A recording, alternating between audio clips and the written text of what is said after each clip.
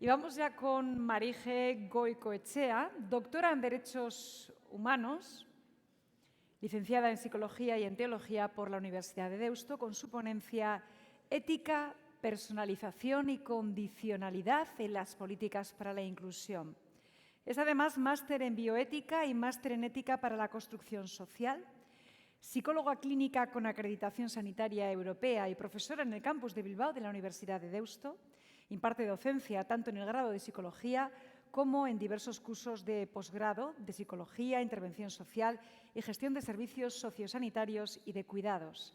También es profesora en los posgrados de Cuidados Paliativos, Supervisión en Trabajo Social y Ética Sociosanitaria de la Universidad del País Vasco y en otros programas universitarios de varias universidades españolas e iberoamericanas. Y entre muchos de sus trabajos destaca su papel en ese proyecto de validación de la herramienta de prevención y detección de malos tratos a personas mayores del Gobierno vasco, que actualmente se utiliza tanto en el medio sanitario como en servicios sociales en Euskadi y en otras comunidades autónomas del Estado.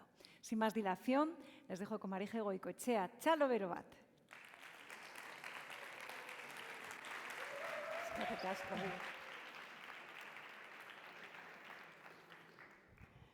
Bueno, pues arratsaldeon, eskerrik asko por estar aquí, eskerrik asko por haberme invitado. Ya es para mí un motivo de agradecimiento, bueno, pues todo lo que ya he recibido esta mañana y todo lo que me ha obligado a repensarlo esta tarde, ¿no? Me gustaría empezar con lo último que decía Agustín, ¿no? Si os acordáis, él ha dicho varias veces, no sé dónde está Agustín ahora, igual se ha ido, vale. Ha dicho varias veces, se lo merecen. Ha dicho las personas, ¿no? Las personas en concreto temporeras se lo merecen, ¿no? No ha dicho tienen derecho, ha dicho se lo merecen, ¿no? Todo el rato. Y todas las personas que habéis intervenido esta mañana, pues todas las personas habéis partido de ese mismo fundamento, ¿no? Que es, en definitiva, el fundamento ético, ¿no? Las personas se merecen ser bien tratadas. Las personas nos merecemos ser bien tratadas y nuestra obligación es que si alguien nos pregunta ¿por qué me propones eso? Pues yo sea capaz de responder, me da lo mismo que sea una ley, que sea un programa político, que sea un programa de urbanismo, que sea una intervención, pues alguien sea capaz de responder porque esto es bueno para ti, ¿no? Porque esto es bueno, porque es bueno para nosotros como comunidad, porque es bueno para la ciudadanía, porque es bueno para Euskadi, ¿no? Vale. Me gustaría añadir una idea más, por si acaso luego no la digo, que además también es bueno para nosotros. O sea, no solamente es bueno para las personas, ¿no? Para la ciudadanía o para los destinatarios de nuestro compromiso. También es bueno para cada uno y cada una de nosotros, ¿no? Cada una y cada uno de nosotros nos autorrealizamos gracias a esto. O sea, sería bueno que hoy al final del día seamos capaces de decir ha sido bueno para nosotros venir a esta tercera jornada de inclusión. Ha merecido la pena, ¿no? Porque la vida es bastante corta y hacer cosas que no merecen la pena pues son un poco rollo, ¿no? Es mejor no hacerlas, ¿sí? Bueno, pues esas dos ideas son el centro de lo que yo voy a decir en este título un poquito complicado que me han propuesto, ¿no? Que habla de ética, de personalización y de condicionalidad. Bueno, empiezo poniendo unas fotos, los que me conocéis sabéis que me gusta sobre todo para situarme yo misma, pero también para situar a quien me escucha, ¿no? Personas concretas que seguro que a cada uno y a cada una os traen otras personas, ¿no? Bueno, personas que tienen dificultades, ¿no? Que encuentran barreras para ser reconocidas como ciudadanos y ciudadanas y para ser reconocidas como personas que se merecen ser bien tratadas, ¿no? Bueno, este es un poquito el guión que voy a intentar seguir, ¿no? Una pequeña introducción. ¿Qué aporta la ética a esto de la inclusión, no? Pues yo creo que aporta tres cosas, ¿no? Una perspectiva, un modo de mirar la realidad, ¿no? Es una perspectiva. Modu bat dela, ez? Perspektiba bat da. Izan daiteke ere teknikoa, puede ser legal. izan daiteke La ética es una legezkoa. perspectiva, es un modo de miraros, ¿no? Etika bada begiratzeko modu bat. eta ekartzen ditu ere oinarri batzuk eta aipatu diatenez interes batzu zaudela edo intereseko gai batzu saiatuko naiz horietan arreta jartzen, ezta? Pertsonalizazioan, baita ere duintasunean eta baita ere aplikazio batzuetan profesionalentzat, erakundeentzat eta baita ere pertsonalizatzeko eredu batzuk aipatu nahiko nituzke. Eta baita ere goizan aipatu dira loturak harremanetarako ekarpen batzuk. Zer nolako harremana dugu? Zer nolako moduak izaten ditugu harremanak izateko? Eta prozedura bat ere, prozedura bat erabakiak hartzeko. Beraz, guztion helburua berbera da, ez? Gure bizitzan merezi izatea, eta Paul Ricartek esaten duen bezala, merezi duen bizitza bat izateko, besteentzat eta besteekin bizi behar dugu. Diskriminatua edo baztertua ez sentitzeko eta proiektu hori aurrera eramateko badakizue, ez da, bibiparoa gara, horrelakoak gara, genetikoki, ez gara obiparoa, bibiparoak gara, bai? Beraz, etengabe besteekin harremanean egiten dugu merezi duen bizitza proiektu hori. Eta hor, gertatzen dena da, elkarbizitzara behartuta gaudela, elkarbizitzara eta elkarriltzera, ez da, baldin eta bizimodu on bat eduki nahi badugu. Eta hori horrela izan da, ataporkatik gutxienez. Horatza dut, Felix Arretarekin hitz egiten esan zela, laportuko izut argazki hori desen, ez da nirea, Felix. Eta bada ziurrenik gudugun kontratu sozialaten lehenengo irudia, ez? Ez ginen homo sapiensak ere, garai hartan. Eta garai hartan konturatu ziren ikusi zuten. Aitortzen zuten pertsona batzu arriskoan jar zezaketela klanaren biziraupena bera. Eta beren duintasuna zaintzeko komunitateak sortu behar izan zituzten. Eta porkan hori gertatu zen, Juan Bazareta ikusiko zenuten, beretan txulia da. Zertaz konturatu ziren eta puerkan, pertsona guzti dutela duintasun berbera eta horregatik denek behar dutela errespetu berbera, entzatespen berbera, begirune berbera. Ez dakitzen bat duintasun dugu, baina hemen gauden guztiok berdina dugu. Duintasun berdina. Egia da dena den, Xabier Etxebarria dioen bezala, pertsona batzuek zailtasuna dituztela aitortua izan dagien begirune hori.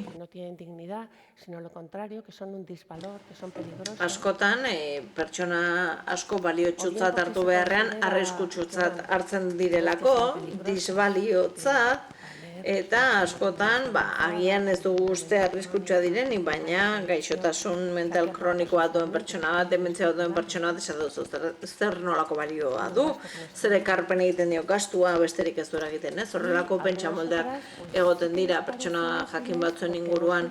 Eta beste batzuk, iruditzen zaizkigula baliagarriak gure autorealizaziorako proiekturako baliagarriak. Gertatzen zaizkigulako silver economy eta horri guztiari buelta bat eman behar diogu. Este es un modo de mirar a las personas. Sí, algunos ya... Eta, hau da, pertsonei begiratzeko modu bat, zuetako batzuk egingo zenuten prestakuntza nirekin, eta hau ez dut nik deskribatu. Erakunde bateko profesionalek garatu dute, eta deskribatu zuten pertsona bat, ohikoa ez den ikuspegi horretatik. Esaten zuten, maniatikoa zela, manipulatzailea, eskizofrenia zuela, urduri jartzen zela, botikak ez zituela hartzen, beraz, hau ez da, ikuspegi etiko argi dugu, ez da, bai? Eta honi, ikuspegi etikoa aplikatuz gero, gaur goizan esan duenez hizlari nagusiak begiratzeko modu bat aplikatzen dugu, eta begirada hori aplikatuz, zure buruari galdetzen diozu. Zer egingo luke zoriontsu pertsona hau? Eta zer sufriarazten du? Zergatik ez du autorealizazio proiektu bat? Hau ateratzen zaigu. Esta descripción la han hecho las mismas personas que han Deskribapen hau bestea egin zuten pertsona berberak egin zuten, 35 urte ditu, besteen adinak ez zuen axola, asko zaintzen ditu jantzia, gustatzen zaio erosketak egitera joatea, ez zaio gustatzen bere kide duten bizimodua, no quiere identificarse con ser una persona con ez du bere burua identifikatu nahi adimen gaixotasun, buru gaixotasun dituenik. Guk esango genuke ez duela horren kontzientziarik, ez horri agian buelta bat eman beharko genioke. que es exactamente lo mismo que se Baditu harremanetarako gaitasunak, evidente, es lo mismo. gauzak esateko modua daude, ez? Esan dezakegu manipulatzailea dela edo badituela Entonces se busca la vida pues para no meterse en gaitasunak moldatzeko, tira.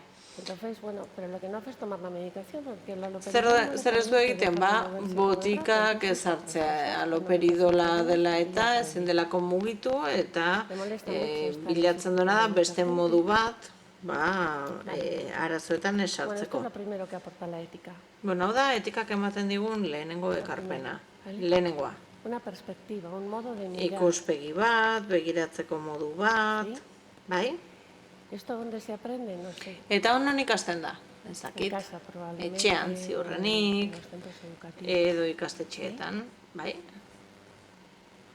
Pero también lo podemos aprender nosotros. Lo que Baina, pasa es que, claro, si tenemos hau una ere, plantilla que guk tenemos geuk que ikasi rellenar dezakezu, con lo otro, pues es difícil, baina porque la txantilloi plantilla bat baldin badugu, le decía un día txantilloi horrek compañero, behartu egiten gaitu, ez? Eta lankide batek prestakuntza baten esaten zian nahi zu, Marije, horrela jartzen badugu, ez du inolako prestaziorik jasoko eta esaten nion, bueno, arazo bada, ez? Bai?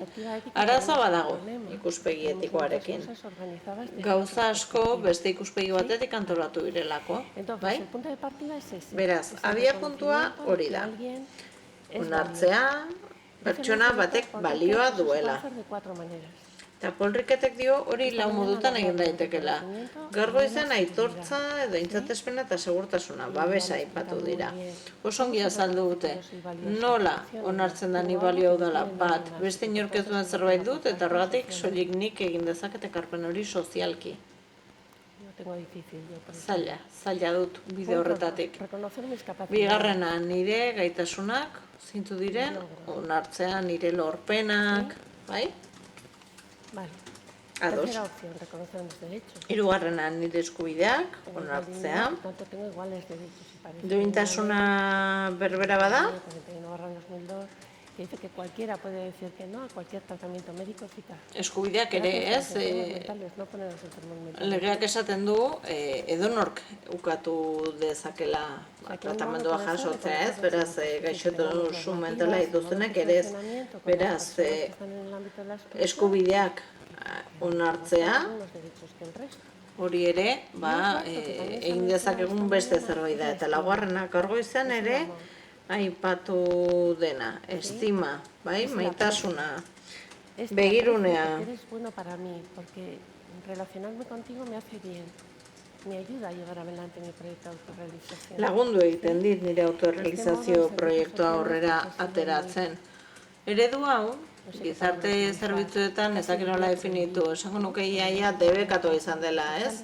Ni gizarte langile gisa hasi nintzenean, elrabalera joan nintzen, ikustera ea nola lan egiten zuten, han gizarte zitzaileek nik agintzarin lan egiten delako, eta bazan gizon bat liburua zuena.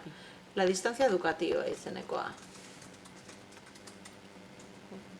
Bai? Bueno, dice Adela Cortina de lo que Adela es Cortinak para el dio reconocimiento de la dignidad de una persona pertsona baten duintasuna aitortzeko y debe beti dela posible eta beti egin behar dela beharrezkoa den guztia. Nola, ez? Osartzen da nola egin hori. Agian baliabide gutxi ditut, baina onartzeko norbaitek duintasuna duela beti izango ditut, aukerak, ez? Eta agian gero, Carmeni esabertea barkatu, Carmen, zure laguni etzai gustatzen logelan jatea. agian bilatu beharko genuke modu bat, baina Carmenen duintasuna onartzea eta errespetuz tratatzea beti da posible, horrez dago salbuespenik. Eta horregatik, hori beti gauzatu egin behar da, ikaritu egin behar da.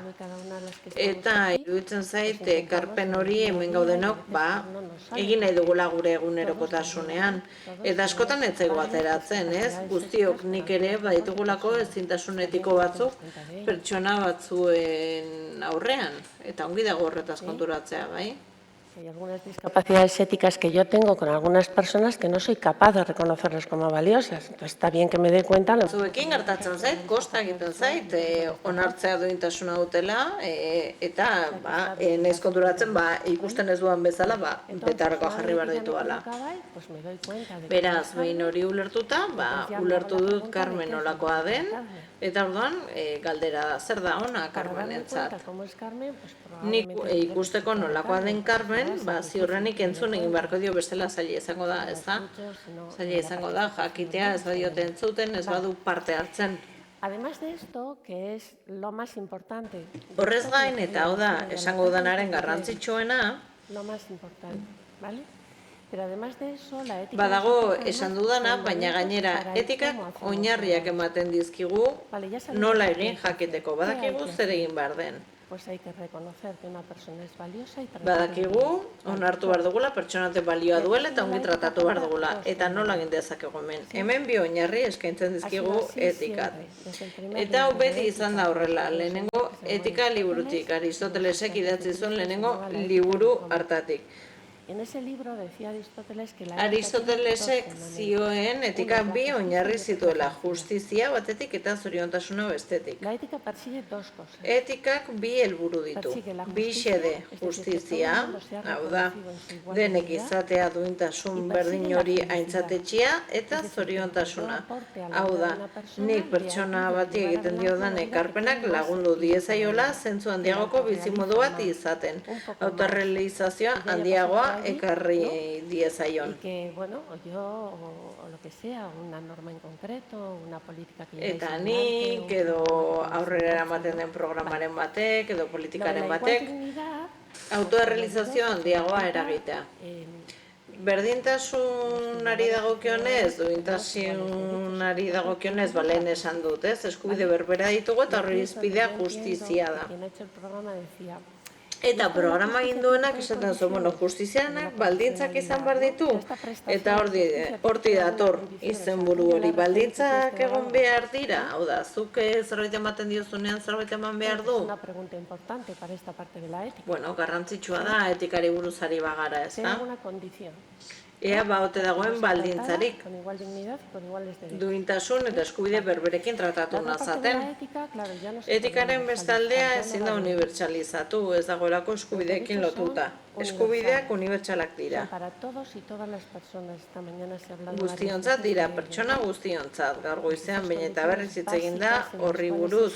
Baude oinarrizko baldintza batzuk, zeinetan ezin dugu esan pertsona horrek duintasuna aitortua duenik. Gaur goizean aipatu dira etxe bizitza eta beste zenbait arazo. Baina badago beste alde bat ere, autoerrealizazio pertsonalarekin lotuta dagoena eta ezin dena unibertsalizatu.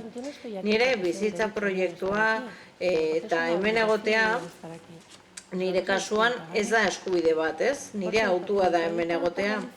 Nire autorealizazio proiektuak eskatzen duelako etika garatzea, etikan aurrera pausak ematea gizarte zerbitzuetan. Eta hemen egoteko konpromisoa nirekiko da, kasu honetan mendekotasuna nik dut, bai? Nik dut behar hori, nik behar dut norbaitek jarri izana programan hitzaldia eta norbait iruditzea etika garrantzitsua dela. Bestela, eszedentzia bilatu beharko nuke, ez da?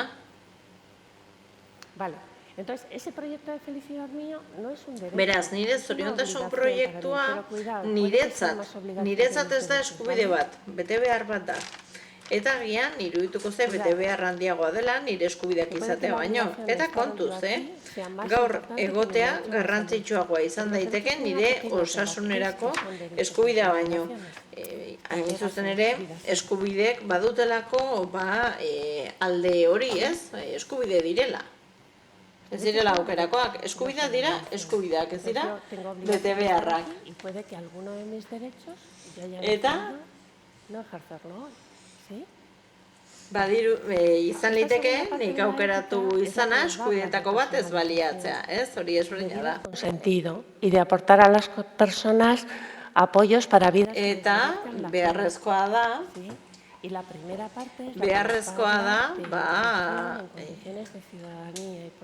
berdintasunerako, aukera berdintasunak izatea beste beste, askatasuna errespetatzea, eta zaila da, ongi uzartzea duintasuna eta eskubideak, beti izan da oso zaila etikarentzat. Ez da, etikak ongi ebatzita duen zerbait, baude prozedurak, baude metodologia, baina ez da batere erraza, hor gatazkak sortzen dira. Beraz, ez da erraz konpondu daiteken zerbait. Eskubideen aldea, esango nuke ezagutzen dugula, hemen gaudenok ezagutzen dugula eta Forgesen diapositiba hau ez dugu behar, denak egunean ados gaudelako, berarekin. Eta nik psikologian eskolak ematen dituanen beti saiatzen nahi zera esaten. Esan dezagun DSM-5 bat dela, bai, ezi horren ordez hor dagoena. Eta batek esaten du, zer da DSM-5 hori? Eta besteak esaten du. Edo esaten du, zertarako balio du horrek desberdinak izateko, baina berdinak gara eta ez, oker zadezuk eskizofrenia duzu eta nik ez. Cuidado, ¿vale? Kontuz, bai? Bien. Esta persona y esta tienen diferentes... Pertsona honek eta honek, zoriontasun proiektu ezberdina dituzte, eskubide berdina dituzte, bai. Behar berdina dituzte, bai. Esplosio, valorazio berdina izango dute, bai. Babes erregimen berbera izango dute seme alamentzat, berbera. Zoriontasun eta autorrealizazio proiektu berbera dute, ez. ¿Tienen las mismas obligaciones con sus hijos? Bete behar berdina dituzte beren seme alabekiko, ez. Ez dituzte. Por tanto, beraz, las dos partes, la parte de justicia, bi aldeak uztartzea justiziarena eta personalizazioarena gauza konplexua da gunerokotasunean. Diego Graziak dio, eta ni ados nago, nire maixua delako, gainera berarekin ados nago, berak dio edozein gizakiren bizitzaren helburua dela zoriontasuna lortzea, gogobetetasuna. Inor ezin dela gutxiagorekin konformatu. Inor ezin da gutxiagorekin konformatu. Eta saiatzen gara, arkulariak eziarekin bezala, saiatzen gara destatzen eta liketa ondoen asmatzen. Eta Diego Graziak horrelako gaiak jorratzen ditu Marqueros al Blanco izeneko liburuan. Etikak, pertsonalizazioak zer helburu du laguntza eta baliabide pertsonalizatuak eman alizatea pertsonek merezi duen bizi proiektua aurrera eraman izan dezaten. Eta nola konpondu izan dugu hau etikatik, eta azkar-azkarra aipatuko dut.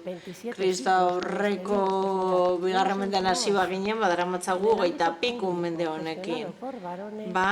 Gizonek kudeatutako espazio publikoetan justizian etika aplikatu izan da. Eta emakume kudeatutako espazio pribatuetan zeintzen etika da nagusi izan dena. Horrela egin izan da, mende hauetan guztietan. Gure etxeetan ez dugu esan 12 urte dituzu, sakelekoa izateko eskubidea duzu. Ez dugu hori egin, esan dugu zertarako da telefonoan, noiz emango dizut, asteburuan, utziko dizut, zuk egunero. Bai? Ados. Eta nik uste inklusioen erronka dela ikusten nola bermatu bi gauzak, ez? Zaila da. Nola eraman aurrera politika sozialetatik egindako proposamenak edo arauak, erakunden arauak, esku hartzeak, bermatzeko gizartean izateagatik ditugun eskubidea betetzen direla, eta bestetik pertsonek behar dituzten babes horiek eskaini ahal izatea pertsonen bizimodu gogobetetzaile bat izan dezaten. Zentzua izango duena beraientzat. Bueno, eta geratzen zaidan tarte honetan 3 aplikazio aipatu nahiko nituzke. Eta noski hauek badira iaia lelo batzuk eztabaida irekitzeko balio dezaketenak edo pentsatzeko bideren bat zabalduko dutena. Batetik baude politikak, eta politiketan zerbait egin ahal izatea duina baldin bazara, bai duzu garapen eta testuinguruko baldintza batzuk aukera emango dizutena duintasuna duten pertsona bezala jardutea eta horrela zure ekarpena egin ahal izango diozu dagokion referentziari eta komunitate horrengandik jasoko duzu behar duzun baliabide hori edo ekarpen hori, bai, jasota dagoena giza eskubideen eskubidetan.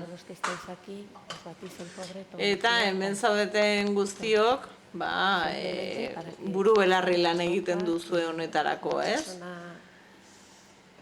Aitortua izan dadin, pertsona horrek 30 urte daramatza adibidez zenbat mendekotasunekin, eta ez badu tratamendua jaso nahi, aitortzeko eskubide hori duela eta hankan infekzio bat duenak uko egiten duen bezala, berak ere eskubidea duela uko egiteko.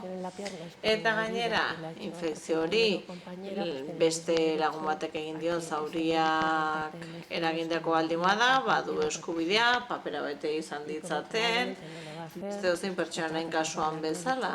Eta nola ez duten egingo, zuk egin behar zuen baitzue partea, eskubidea duelako. Eta horretan ibiltzen zarete egunero, ez da, dela ezintasunaren arloan, dela genero indarkeria jasan duten emakumeen egoitzetan, eta barretan. Arantxa Basagoitik dion bezala diskriminazio batzuk ikustea zaila da.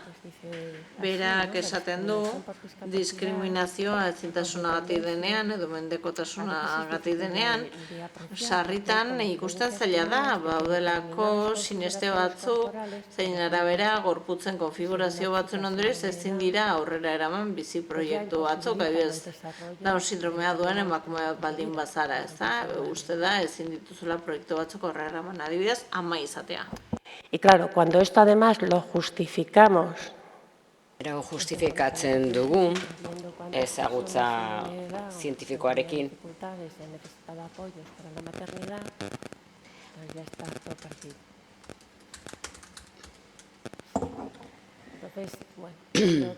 nik uste dut eginkizun honetan dena gaudela bat, eta gure pertsona guztiak ikustea hori horrela da, herritarrak gara, eta gainera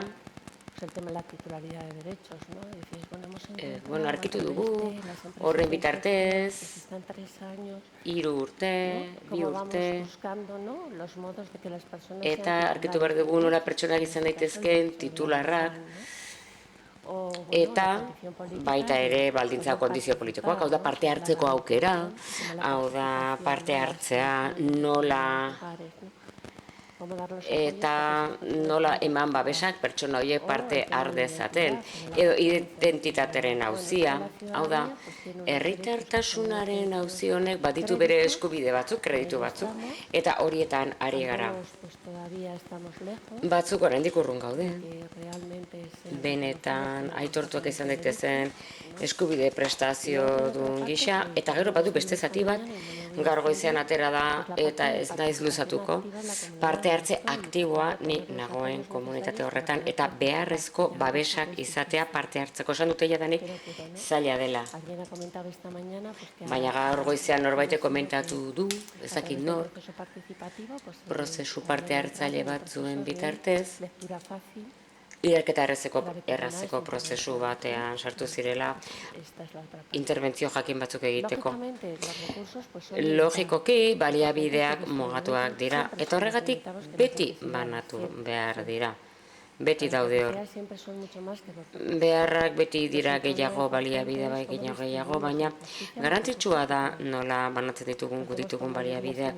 Egiten ditugu gutxiengoengatik, gehiengoengatik, bozkatzen dutenengatik, ez dutenengatik, nola banatzen ditugu baliabideak. Horretarako balorazio objektiboak egin behar ditugu. Hau da, objektiboki ikusi behar dugu, ea behar hori duzun, baliabide hori izateko, eta hori erabiltzen dugu. Egia da, honek batzuetan arazoak eragiten dizkigula. Behar bada ez ditugu beste justizia batzuk ekartzen, eta haratago eramango gintuzkenak justizia eredu batzuk, non justiziak babesak behar dituen.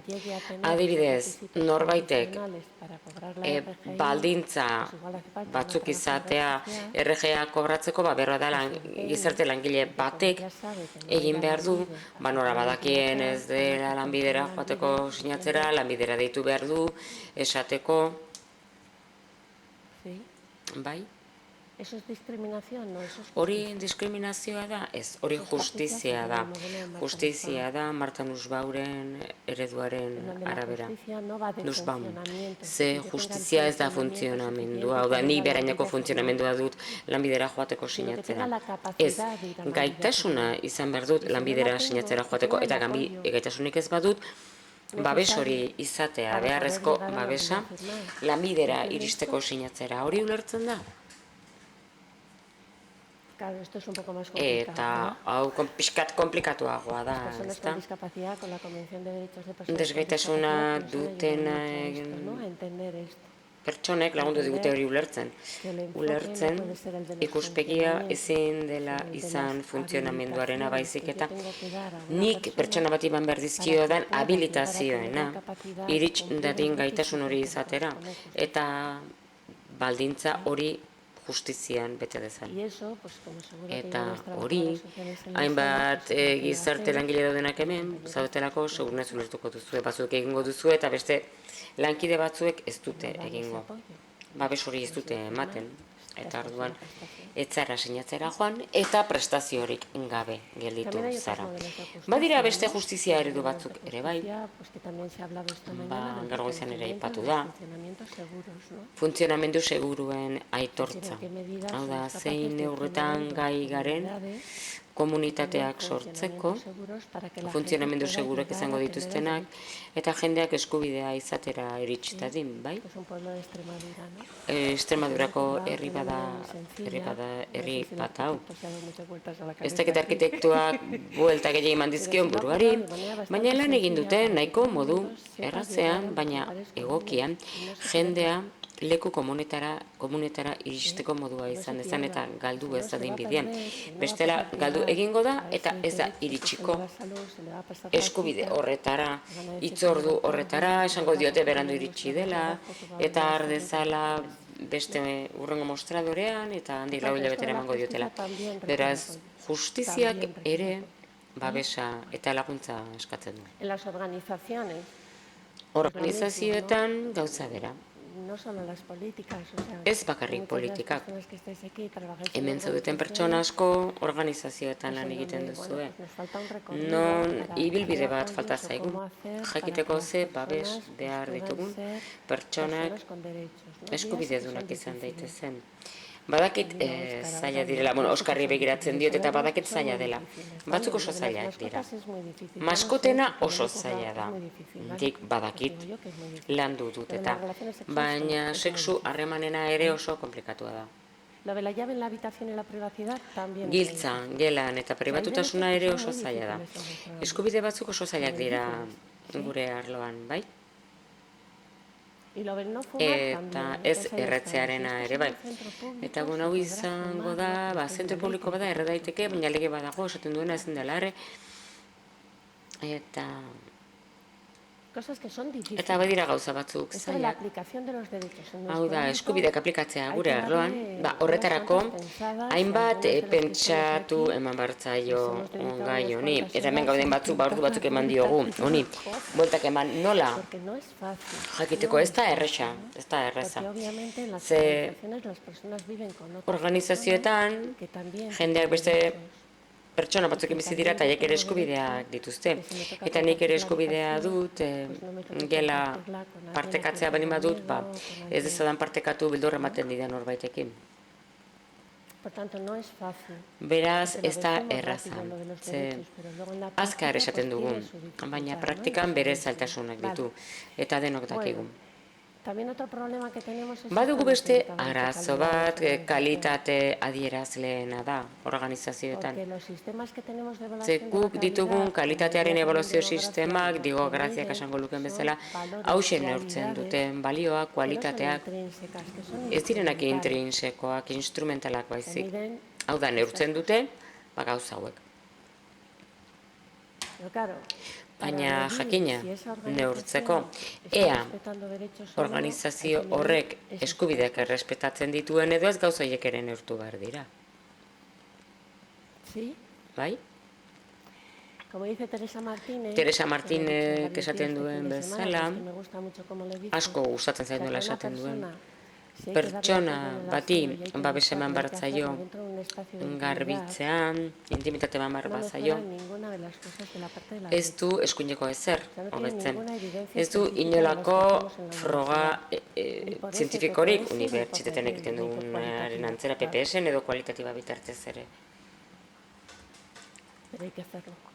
Baina egin beharra dago. Mucha intimidad. Horretarako eskubidea Incluso baitu, empeorar intimitaterako algunas cosas. eskubidea. ¿Sí? Y por tanto, evaluar sistemas de calidad. Beraz, kalitate sistemak ebaluatzea, todavía, ba, guk oraindik bueno, pues, ez dugu propuestas horrelakorik. que evalúen. Baditugu ez ditugu proposamenik, ondo ebaluatuko Bueno, dutenik. los derechos además. pues, Eta son gainera muchos, eskubideak asko dira, ugariak, y luego encima, eta gainera, pues, algunos de ellos, las ba, personas hoietako con batzuk, derechos, esan dudan es bezala, un derecho que yo tengo, pero ni dudan no, pertsona no, bat naiz, baina nik quiero ese derecho. ez irudiarekiko eskubidea daukat, baina berbada ez dut nahi eskubide hori. Gero, gaia zertxo bai gehiago komplikatu egiten da. Beraz, hemen zaudeten guztiak, dakizue ze komplexutasun dauden eskubide normatiboak egiteko, kode moral desberdinak daudenean, bizi proiektu desberdinak daudenean. Gaur 28 da, era gaur ospatzen dugu LGTBI plus pertsonen arrotasuna, baita ere mekaren peregrinaziorako eguna da, eta aste, arkumearen astea ere bada. Eta gero aplikatu hori guztia. Zeni hain pospozik nago kontatzen, baina gero ezarri hori edo aplikatu. Ba, elkar ulertzen dugu, ezta? Gero dato zailtasunak. Honen zailtasunak. Bueno, hau alde batera utziko dut, bigarren aplikazioa. Ba, interbentzio ereduak. Todo lo que he dicho eran aplicaciones desde la ética. Aplikazioa guztiak justizioaren aplikaziotik datoz, baina ez da nahikoa. Pertsonak behar ditugu proiektuak autoerrealizazioa egiteko zoriontsu izan gaitezen. Horrek ez du esan nahi ondo pasatzen ari naizenik. Hau da, ezaket gargoizean zenbat jaikizareten eta esan duzuen, bueno, ikaragarrizko gogoa daukat Gasteizko Euskadiko inklusiorako hirugarren jardunaldira joateko. Ba, nik ez. No es eso, ¿vale? Ez da hori, ados, ez da niri zer egiteko gogoa daukadan, ez da hori garrantzitsuna, baizik eta zer laguntzen didan aurrera egiten. Entonces, 8 helados al día. Bueno, ba, adibidez helatuak, zazkitizozkiak eta gunero, bat, edo 8. Ez da hori. Hau da, bizi proiektuak zentua izan behar du eta batzuetan, pertsonek ezakite zein den bizitzen duten zentzua, eta hortik hasi behar dute, desmoralizazio sindromea dute. Ez da psikologoaren termino bezik eta dela kortinoaren zat. Bereintzat garrantzitsuena ez da izatea morala imorala, baizik eta moral altua izatea. Lo más importante es estar Garrantzitsuena da alto, moral firme. altua izatea. Y cuando las personas a las que Eta acompañamos están guk akompainatzen altas de ditugun moral, pertsonak ¿no? moralez altu Sabemos daudenean, que eso es badakigu muchísimo hori más fácil askoz ere que cuando la errazagoa persona izango está dela, eta ez desmoralizada, pertsona no desmoralizatua encuentra dagoenean, eta sentido, zentzurik ayuda a aurkitzen ez nuestro dionean bizi Por dituen tanto, es una gauzei. tarea complicada. Beraz, komplikatua da.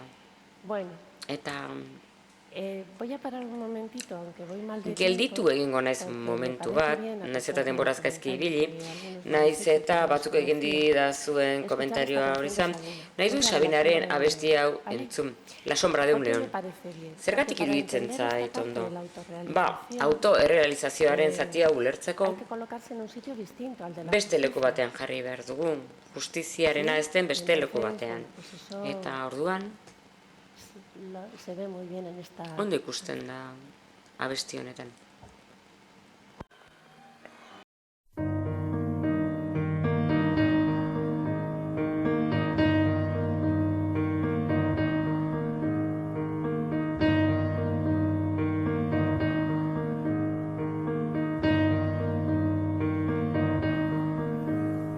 Llegó con su espada de madera y zapatos de payaso a comerse la ciudad. Compró suerte en Doña Manolita y al pasar por la Cibeles quiso sacarla a bailar un vals como dos enamorados y dormirse acurrucados a la sombra de un león. ¿Qué tal? Estoy sola y sin marido. Gracias por haber venido a abrigarme el corazón.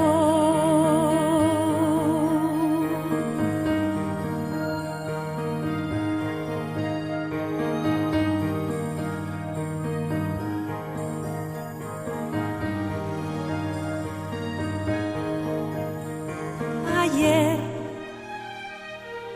a la hora de la cena, descubrieron que faltaba el interno 16, tal vez disfrazado de enfermero, se escapó de 100 pozuelos con su capirote de papel a su estatua preferida, un anillo de pedida, le robó en el Corte Inglés. Con él en el dedo al día siguiente vi a la novia de la gente que lo vino a detener.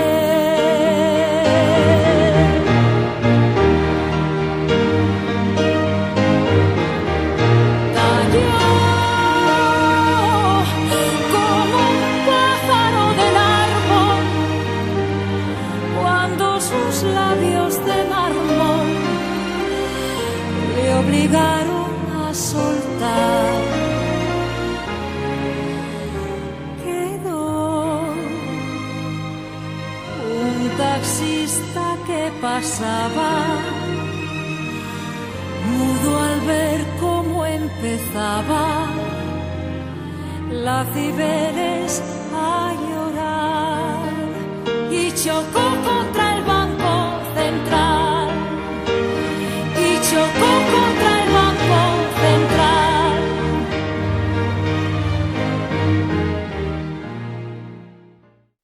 No, pues este modo de narrar esta historia de Joaquín Sabina Joaquin Sabinak historia hau este kontatzeko modo de duen narrar. modua, ez da historia kontatzeko modua. Las narraciones importan mucho. Narrazioek garrantzia handia dute. Las narraciones, cómo narramos las historias de Zioek las nola kontatzen personas, ditugun pertsonen importan mucho, narrazioak muchísimo. asko inporta dute, bai? El modo de narrar esta Kontatzeko historia, modua, la historia de kontatzeko Joaquín modua, Sabina, Joaquin este Sabinak hombre, duen modua, gizon honi fundamentalmente buruzko yo, historia, escuchando la nik ponencia de esta mañana, goizeko decía, ponentzia ¿qué es lo entzunez más pentsatu dut, importante? zer da garrantzitsuena? Que tiene capacidad de vínculo, Lotzeko, elkarri lotzeko gaitasuna tiene duela. capacidad de enamorarse este hombre. Es Gizon, verdad que de la Cibeles, que es gizon, psicoproblemático. honek maite mintzeko gaitasuna du Zibelesekin, maite Pero además mintzen da es noski, capaz de ir de pixka 100 problematikoa. celos hasta Baina los 100 cielos. zelusetik la Zibeleseraino joaten da. Soy capaz. Bueno, nik hori izango nuke egin, inondik De inora mandar ere un ez. niño del Corte Inglés, Eta que gainera tampoco Elkorte son Inglesetik capaces de eraztun hacer bat unas cuantas lapurtzekoa, capacidades, ostekoa, beste gaitasun Pues batzu ditut, baina dependiendo hori cómo ez. narremos la Eta historia, historia tenemos kontatzen dugun capaces de moduren arabera, sacarnos con los palitos kontratuko la bat persona. node makiltxoak edo pertsona. Es decir, Hau y da, eso es lo que tiene que ver con la eta personalización. horrek du ¿sí? zerikusia Los pertsonalizazioarekin. profesionales, yo creo que la aportación Profesionalak, mayor de la ética que nik nos uste hace dut es etikak recordarnos egiten que dugun somos ekarpen handiena da, profesionales. gogarazi Profesional viene de profesionalak procesar, garela. viene de prometer. Profesionalak Somos dator, personas que hemos promesa bat prometido que la intervención que egitetik, te voy a proponer hau es da, nik buena para proposatuko ti. dizudan Y a esku hartzea veces ona dela no es un zuretzat. derecho. Eta Y a batzuetan ez da veces eskubide es bat, eta batzuetan ilegal. ez da legezkoa. Aviso. Abisu hori emango dut. Porque no se puede fumar en un sitio público. Ezin baita leku publiko batean. ¿Sí? Bai? Por tanto, esta es la mayor aportación. Beraz, Y hau da esto ekarpenik dado de la handiena. personalización, Eta hauxe da beraz de acompañar a las pertsonalizazioa. personas de historias Pertsoneak que las akonpainatzea identifiquen, eta bere hacer historiak proyectos de vida identifikatzea, bizitza proiektuak egin yo miro nasten todas ez las direnak. necesidades que tú Nik tienes, zuk behar luego dituzun, me zu encargo dituzun de behar unas guztiak cuantas tareas, aztertzen ditut, eta gero hainbat las gauza egiten distribuimos en ditut, el equipo, eta elkarren artean partekatzen cada ditugu, uno se encarga de las suyas, bakoitza berea egiteaz desconectamos de la arduratzen da, persona, deskonektatzen dugu pertsonaz, como las tareas son muchísimo eta mayores que los recursos, eginkizunak hacemos un baliabide síndrome baino de gehiago burnout, direnez, burnout sindroma bat egiten dugu, y haya eta hortik no tratar bien, pues nos falta un hortik poco, ez ¿por qué? tratatzera, Porque tratu somos txarra muy ematea cansados, gutxi ¿vale? falta da, ze Porque oso para nekatuta hacer otra gaude. cosa, está Ze haciendo esto, hau dena no salto tener egingo tiempo. dut, ez baditu Pues hay denborari, que hacer una cosa muy importante, oso que goza es garrantzitsu bat parar. egin behar da, gelditu. Es parar, Tu, ¿sí? bai? No sé si hay que hacer mindfulness, Ez dakit pero hay que parar, ¿vale? tu egin behar da. Y eso es Eta muy importante. hori oso muy garrantzitsua importante, da. y hay que prestar Oso atención garrantzitsua a da, las personas. eta No se trata de añadirnos pertsonei ahora otra tarea arreta más, que jarri es behar ahora zaie. Ez toca da, hacer historias de vida y planes horren personalizados. bizitza planak egin O sea, behar dira, todas eta las plan de antes, pertsonalizatuak. más esta, porque Hau da, ahora aurreko con guztiak, cambios de ja, modelos, nola tipo orain INPU, pues eredu ahora hay que aldatu hacer den, historias de vida, eta pues no es aldundikoa de den, antes, egin behar dut. No, no es eso. Ez da hori. Nos toca parar. Orain, gelditu Sí, egin behar cometemos dugu. muchos más errores por Eta lo que no vemos que por lo que vemos. askoz ¿sí? akats Y eso gehiago es lo que egiten nos ditugu toca, ikusten ¿no? dugunagatik, Y ikusten bueno, ez dugunatik pues baino. desde ahí, pues Eta probablemente hortik, se ha hablado segurenez, esta mañana de esa gaur relación de goizean, simetría moral, ¿no? hitz egin da Yo me simetria paro porque moralaz. tú Ni tienes gelditzen naiz, dignidad y mereces zuk que yo me duintasuna duzulako, eta merezi duzu pare. Y ni mereces gelditzea, que te escuche tu historia. eta merezi duzu zure historia entzutea. Porque tenemos una situación Ze de simetría nik en lo moral. Yo tengo todos los simetria conocimientos, historia bat probablemente dugu tú no, moraltasunean. Nik ¿vale? ezagutza guztiak Pero tú ditut, eres berbada quien zuk conoces ez, tu historia baina y zuk sabes ezagutzen qué duzu pasa en zure el de las Cibeles y historia, sabes eta qué badakizu pasa en maite la minduta Cibeles. zaudela zibelesekin, eta horrek ze Pero sabes sufrimendura que egiten no dizun, eres tú, hori ¿vale? zuk dakizu, Esa relación de bakarrik. simetría Hau da, moral simetria pues, es moralaren, fundamental, moral hori ¿no? funtsezkoa da. Y es verdad Eta que en egia da, algunos casos, kasu bakoitze batzuetan, pues lo que va a aportar la persona, como decía pertsonak ese autor Macintyre, ekarriko duena pues no va a ser makintekek una dioen capacidad bezala, de ez da razonador práctico izango independiente arrazotzatzaile en la praktiko participación independente social batena. que vais a hacer.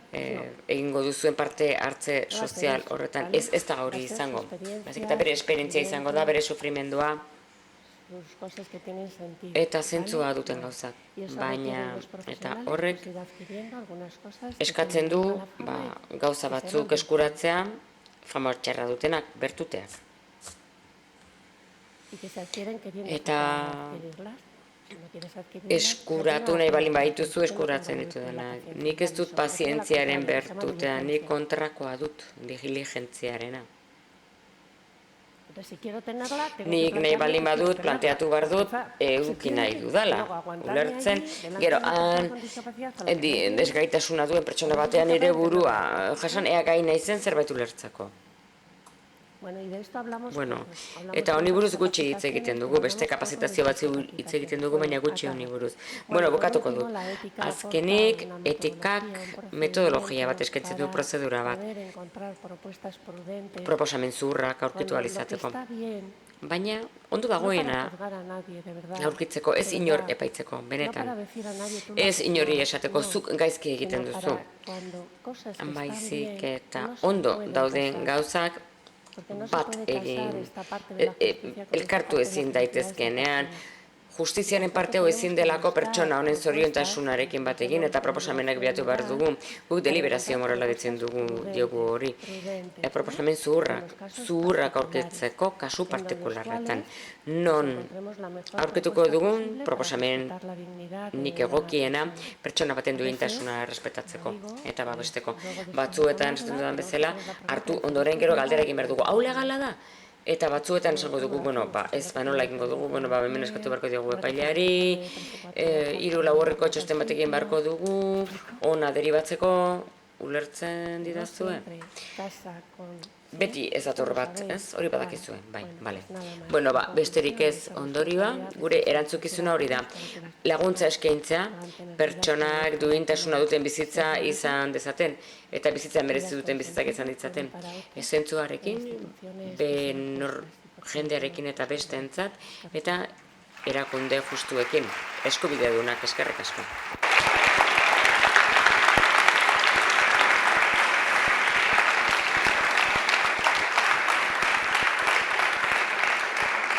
Yo creo que una pregunta, quizás tenemos tiempo, Mónica. Badugu, Mónica, denbora bat, galderatxo bat egiteko, Mónica. Bueno, ez gainerako ekin bat egin eskerrik asko, bai.